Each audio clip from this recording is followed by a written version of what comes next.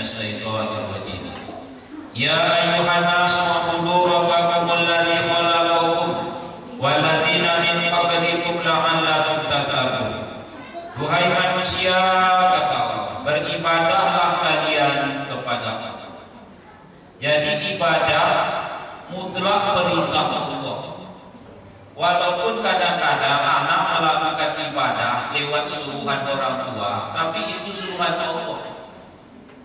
Istri menutup aurat karena anjuran suami, itu suruhan Allah. Awak melaksanakan ibadah ini harus ditanamkan di hati. Ini perintah Allah. Baik ibadah itu wajib atau sunat, sendirian atau berjamaah, tampak atau tersembunyi. Yang paling penting wak pahamkan di hati, ini mutlak perintah Allah. Allah menyuruh kita beribadah. Mengapa demikian? Yang pertama adalah karena ibadah inilah hakikat keberadaan kita di dunia ini. Kalau bukan karena tugas ibadah ini Bapak Ibu, Allah tak diciptakan Allah di muka bumi. Keberadaan Allah ini bukan sekedar hidup untuk hidup. Hidup ini untuk ibadah. Dibuat Allah kehidupan awal ini, dicukupkan sarananya, disehatkan badan, dikasih kesempatan untuk ibadah. Habis tugas ini, habis jawab. Wa ma khalaqul jinna wal insa illa liya'buduni. Tidak menciptakan jin dan manusia itu kecuali untuk ibadah. Kalau demikian tugas utama awak sebenarnya ibadah. Jangan sampai tugas utama terkesampingkan lantaran tugas-tugas yang lain. Bukan tak boleh mencari kekayaan, carilah.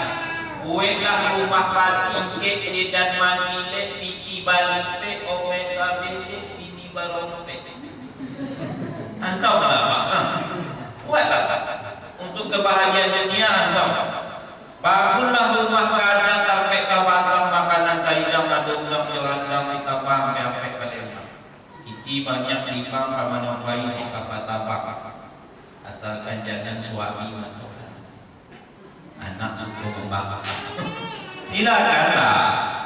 Tapi jangan lupa, semuanya itu tugas utamanya sebenarnya adalah ibadah. Ibadah. Jadi tugas utama ibadah. Wajar awak disuruh beribadah. Satu. Yang kedua, Allah menyuruh kita beribadah karena ibadah inilah Bapak Ibu sarana untuk mendapatkan pertolongan Allah. Itu awak ucapkan 17 kali sehari semalam pun di dalam sholat. Ia karena wudu wa ia karena nasta'in. Kepadamu ya Allah kami menyembah beribadah, kepadamu ya Allah kami mohon pertolongan. Apa maksudnya?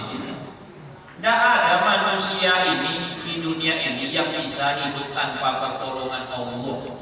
Siapapun orang, awak kalau tak ditolong oleh Allah tak bisa hidup betul. Jangankan pertolongan Allah, pertolongan manusia saja awak butuh. Lahir awak kalau tak ditolong dokter atau bidan atau dukun beranak, apa yang terjadi? Besar awak dibesarkan oleh ibu dan ayah, ditolong, bisa membaca menulis. Kalau tak ditolong oleh guru, iya tak? Bertukus lumus, guru awak dulu mengajarkan. Tengok mendapat, berduau naik itu. Ini, berbudak ini budi, dokter orang kali. Ini budi. Iya tak? Baru awak bisa membaca dan menulis. Tak datang dalam mimpi awak ni dengan ilmu. Ditolong. Usahakan itu lagi Bapak Ibu. Untuk senyum saja awak butuh pertolongan orang. Memang senyum ibadah, sedekah, tubasmika fi wajhi wa akhika sedekah. Senyum yang engkau berikan kepada seseorang itu adalah sedekah. Tapi perlu orang lain. Kalau tidak ada orang, tak sedekah apa? Senyumlah. Yo, senyum surat. Tengok di diam. Tengok batang sawit. Kilo waktu senyum. Harus ada kawan sehebat-hebatnya imam bawa hafiz 30 juz, Pak. Tapi kalau tidak ada kawan satu orang di samping atau di belakang, satu derajat cuma dapat. Datang orang 27, ya enggak? Butuh orang lain. Saya ceramah ini Pak, kalau Bapak Ibu tidak ada, tidak jadi saya ceramah. Saya terlambat bukan karena lambat datang, tersesat di jalan. Sampai di Pantau Bali dulu lagi loh Pak. Untung menjemputnya sangat sabar juga sedikit. Kata lewat mundur dulu kan. Akhirnya beliau jemput sampai butuh orang lain. Bahkan Bapak Ibu saking butuhnya awak pertolongan, dah jelas awak itu kawan awak minta tolong itu tak sanggup menolong, masih minta tolong juga awak sama dia. Contoh ibu curhat kepada ibu lain sambil menangis. Ibu tolonglah aku, ngapo kata ibu yang satu. Suami saya tuh mengaku suami ibu dah 2 malam dia tak pernah pulang. Kata ibu tempat ibu curhat itu baru 2 malam, ampunlah 2 tahun. Coba bayangkan itu Pak. Tapi tetap saja awak fitrahnya nak minta tolong. Kalaulah kepada manusia saja awak butuh pertolongan, bagaimana kepada zat yang maha penolong? Minta tolong sama manusia berbatas, nempak sekali, 2 kali, 3 kali mulai muak dia, 4 kali tutupnya pintu. Tapi kalau minta tolong kepada Allah hendak. Maka cara untuk cepat mendapatkan pertolongan Allah sudah sebut. Iya karena dulu, iya karena sekarang. Lancarkan ibadah pertolongan lancar. Elokkan ibadah itu. Kerja elokkan gaji insya Allah lancar. Tidak diminta pun dikasih Allah, tapi elokkan dulu ia karena dulu. Baru ia karena setahun. Awak kadang itu penyakit sudah terdesak baru nak minta tolong lupa kepada anak dulu. Bahkan minta tolong dulu baru nasta'in baru nak dulu. Seharusnya nak dulu wa iya karena nasta'in. Awak balik. Iya karena nasta'in wa iya karena. Nyatanya itu nampak waktu awak sedang terpepet Pak, sedang terdesak. Kalau sedang sakit apa itu? Koma, ya Allah, sehatkan aku ya Allah. Kalau sehat aku ya Allah, rajin aku ke masjid ya Allah. Nah, hilang barang awak ya Allah. Kalau dapat kalung tadi ya Allah sedekah saya sama anak yatim duit 100.000 disogoknya Allah. Ya Allah, kalau seandainya dapat kalung itu ya Allah, pasang lagi niatnya. Puasa saya seminggu, kalau dapat, kalau tidak jadinya puasa. Makanya bernazar itu hukumnya makruh. Nak wudu dulu baru nasta'in. Ya Rasulullah, hati saya keras, susah menerima nasihat.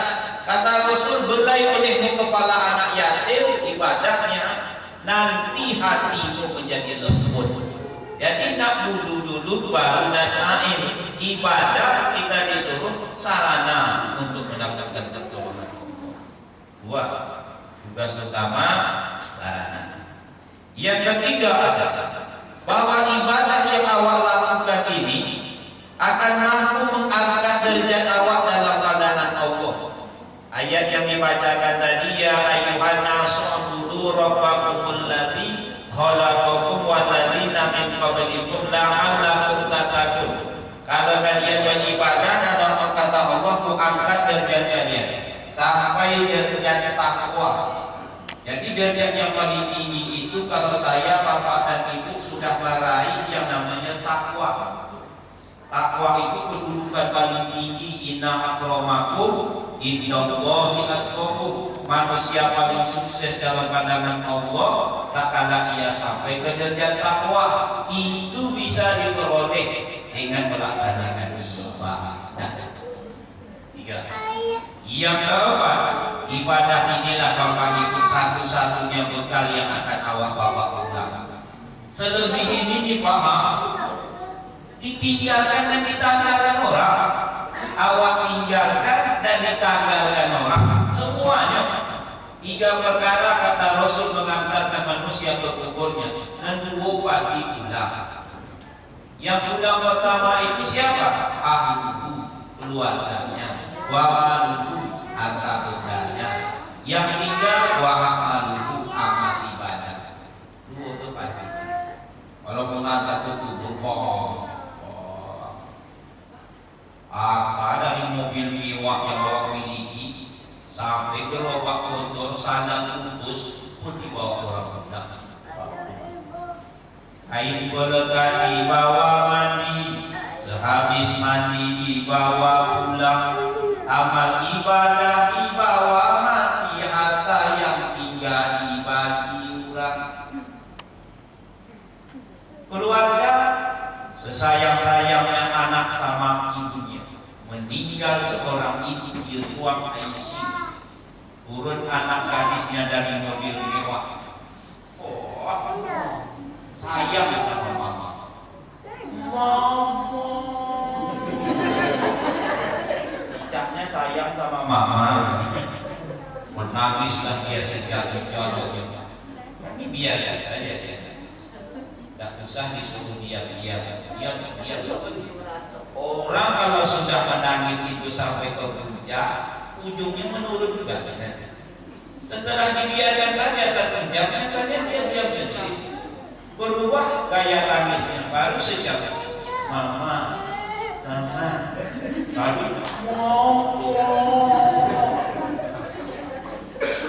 kemudian dia keluarkan HP, dia foto mayat mamanya, lalu diposting, mamaku sudah meninggal dunia. Datang orang menjawab, apa? Ibu itunya di mana? Apa sakitnya? Kita lupanya sama mama kita. Tak ada tangisnya lagi, karena kanannya sudah menari-nari.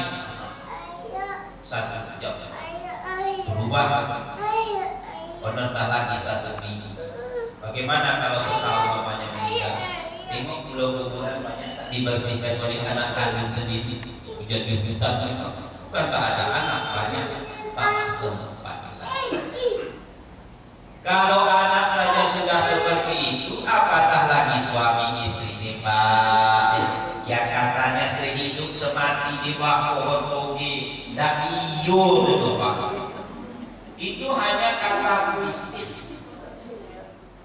Kalau meninggallah seorang suami, nih Pak, yang ditinggalkannya itu seorang istri, ia kalau sudah tua, dia tidak akan mencari pasangan baru. Umur ibu telah 60 dan dapat mencari laki baru.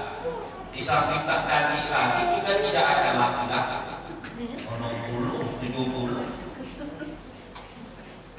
Tapi kalau yang ditinggalkan masih muda, umurnya baru 25 tahun, tahun pertama tidak menikah atau lagi tidak perlu payah melupakan apa kurang melo.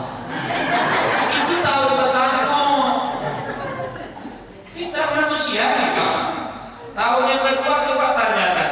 Sudah 2 tahun suami menikah atau lagi. Kau masih muda, anak kau baru 1.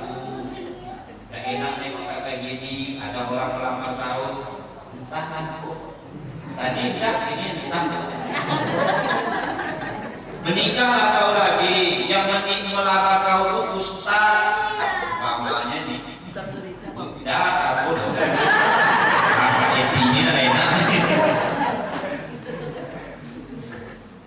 Apa sawitnya banyak, wiridnya banyak, orangnya baik, lembut, penyayang. Gimana kira-kira? Terserah emak ya lah. Kalau emak setuju, apa setuju adanya. Tapi tak tidak. Itu Pak manusia berubah sesuai dengan situasi dan kondisi. Kalau perempuan itu yang katanya kasih sayang yang melebihi daripada akal pikirannya bisa seperti itu, mohon maaf lah, apalagi laki-laki penyakit aku tak sampai 3 tahun berubah, paling lama 3 bulan. Jangan tersinggung nih Pak kalau ada terjadi. Sudah itu mulailah Pak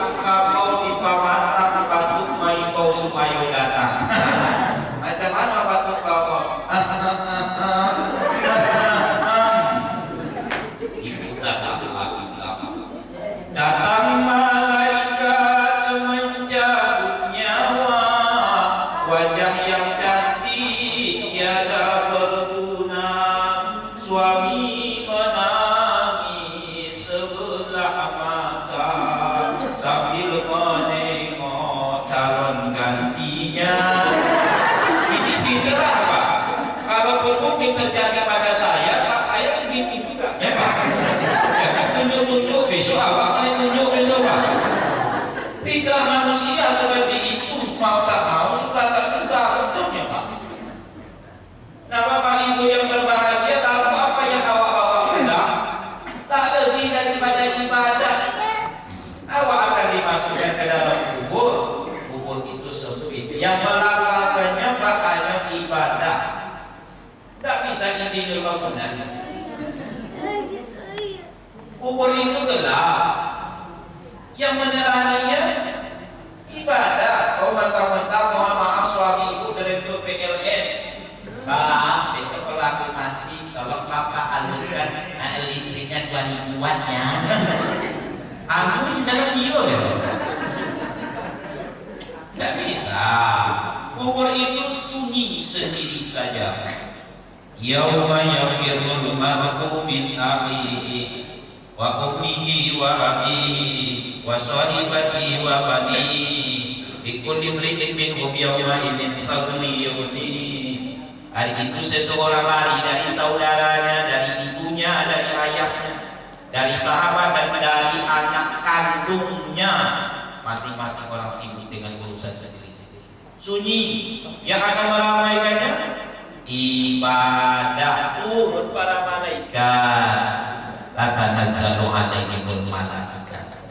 Turun para malaikat. Orang naik menibun, malaikat turun. Apa kata malaikat? Allah takhawfu Pak, ini tak ada Pak, saya yang nambahnya. Dengan Bapak buka Al-Quran, Pak, Bu, tidak ada. Allah takhawfu, tidak usah takut, wala tahzanu, tidak usah sedih. Wa abshiru bil jannati allati kuntum tu'adun. Gembira saja. Inilah dia surga yang dijanjikan Allah.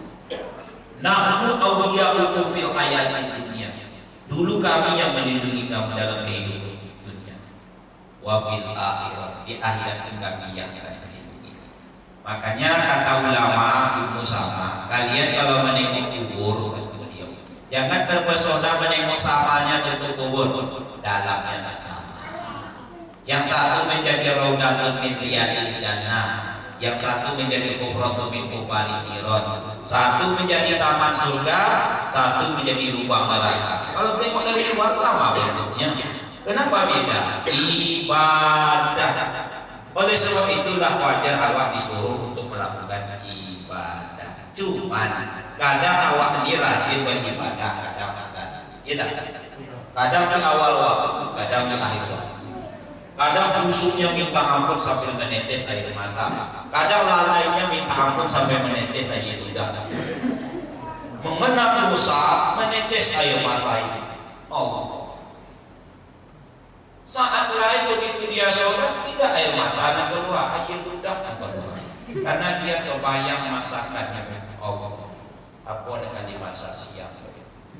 Ayo elok kuliah sampode. Allah, sampode ikan bawang atau ikan bawang maaf.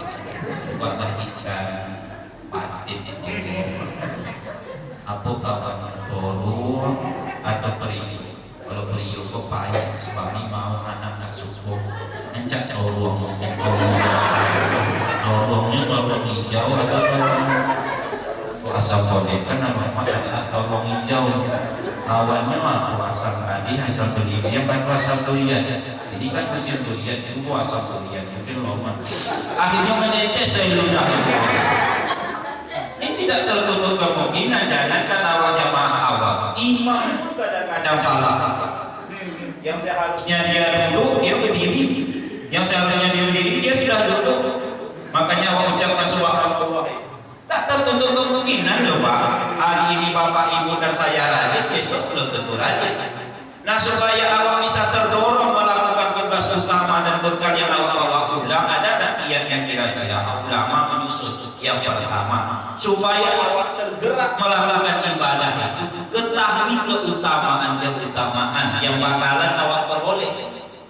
Apa yang awak malaskan? Saya Pak Ustaz sholat insya Allah dan 3, tapi ke masjid malas minta ampun. Ketahui keutamaan menuju masjid, pasti terdorong melakukan. Bapak Ibu belum lagi sampai ke Masjid Al-Ikhlas, baru membuka pintu. Bunyi apa? Bunyi pintu lah. Pintu kayu tuh Pak. Kalau pintu rumah Ustaz mengkerontak, itu pakai sanda aja Pak.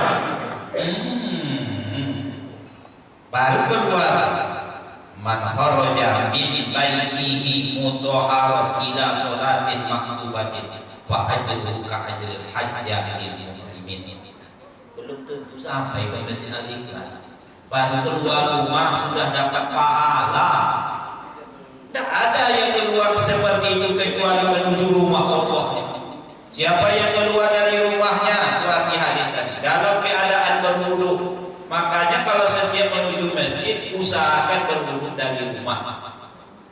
Bukan tak boleh berwudu di sini, sudah keluar rumah menuju masjid, batal ya, balik ke masjid rumah. Itulah kalau mundur ya kalau rumah dekat ke masjid. Kalau saya, sampai bapak suruh kalau dia pulang panam dan kembali, saya kembali lagi. Atau batal dalam masjid, jangan pulang, balik juga nanti berwudu sini, itulah guna. Tapi elok berwudu dari rumah. Yang keluar dari rumah dalam keadaan berwudu, niat pergi sholat berjamaah ke masjid, dipastikan Rasul dapat pahala. Semisal pahala orang menunaikan ibadah haji dalam berpakaian ihram. Apa tidak mau Bapak ini? Sahabat 3 jam berjalan Pak selalu datang ke masjid. Kenapa? Tertanam perkara itu di hatinya. Lalu melangkahkan kaki menuju masjid. Nah, ingat keutamaannya. Setiap langkah, kira-kira waktu itu. Setiap langkah yang diayunkan dan tidak mungkin selangkah. Madroha ila masjidil jama'ati fa'udwatun tamhu sajia'atan. Setiap langkah yang diayunkannya itu menghapuskan satu dosa. Wa'udwatun tamhu lahu hasanatan. Langkah kedua ditulis pahala. Watarma'ud darajatan. Langkah ketiga mengangkat derajat. Hitunglah berapa langkah rumah bapak dari masjid, dari rumah ke masjid. Kalau perlu pakai kalkulator, 1, 2, 3, jumlah. Pak Ustaz, saya pakai sepeda motor, dalam hadis kan langkah. Dapat juga Pak Ustaz, hitung putaran belakang. Anggap aja itu langkah. Payah menghitung awak di atas Pak Ustaz, kalau langkah bisa. Kalau udah apa penghitungnya? Suruh bini awak itu. Taruh ya. Ya kalau taruh itu ditipu malaikat umpamanya Pak. Anak mau juga Pak ke masjid itu.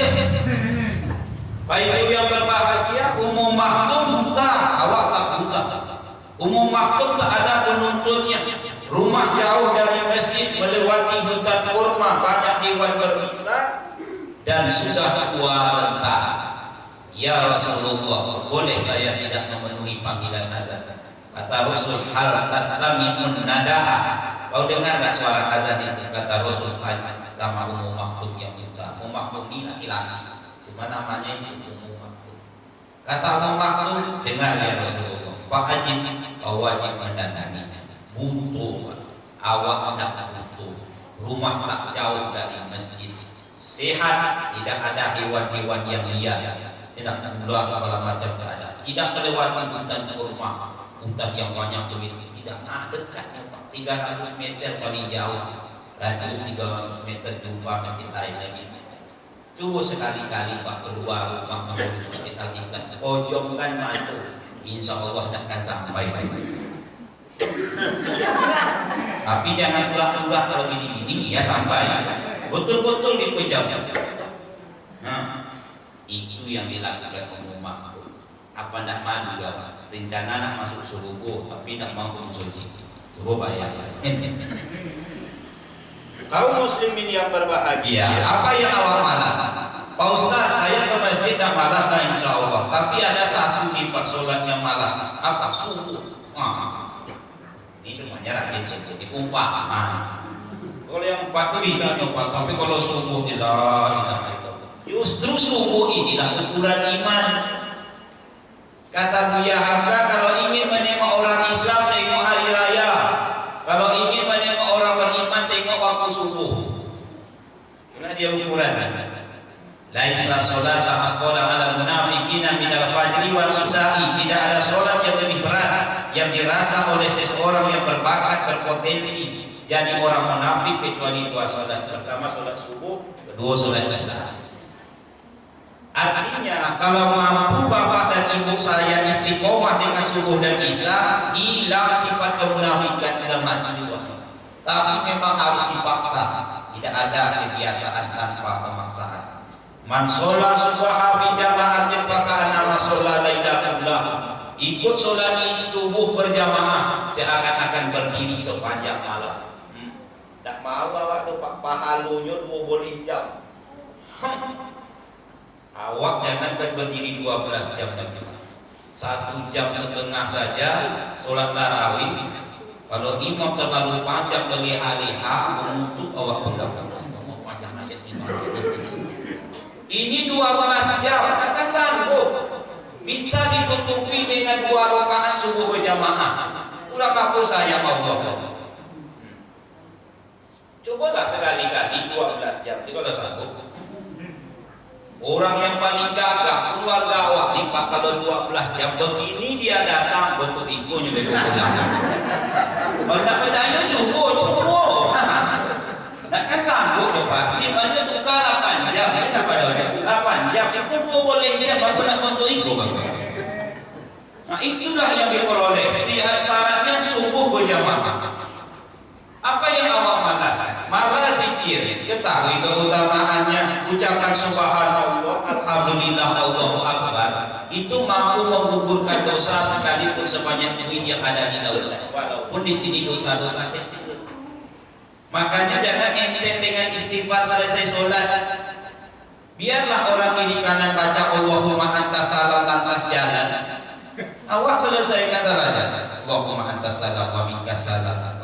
Subhanallah elok-elok, subhanallah, subhanallah, subhanallah. Jangan terlalu lama. Apa kata malaikat?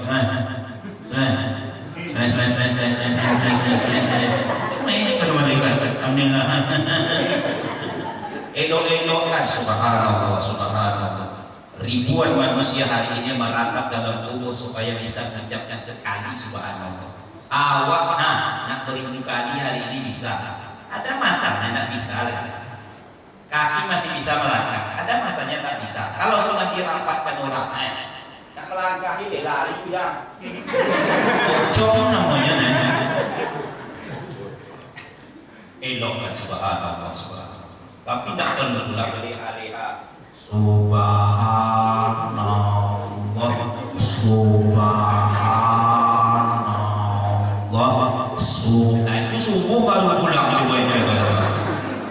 Jadi ketahui keutamaannya.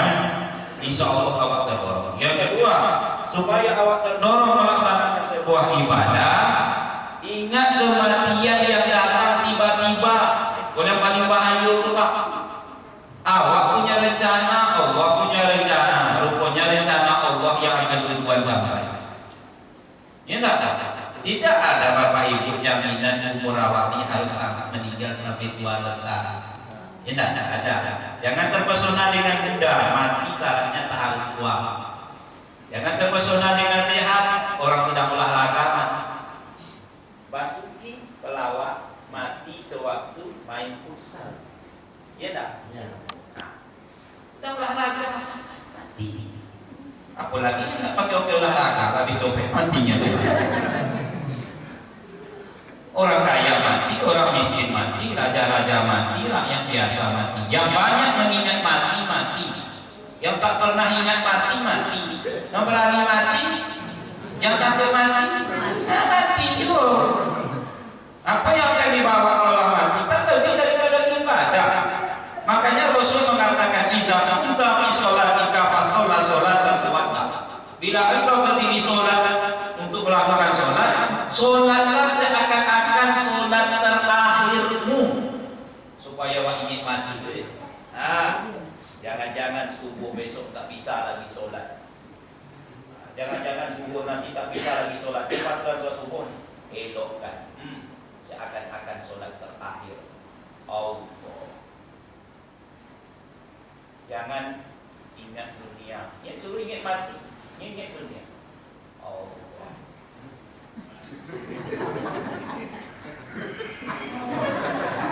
Otomatis potong belek.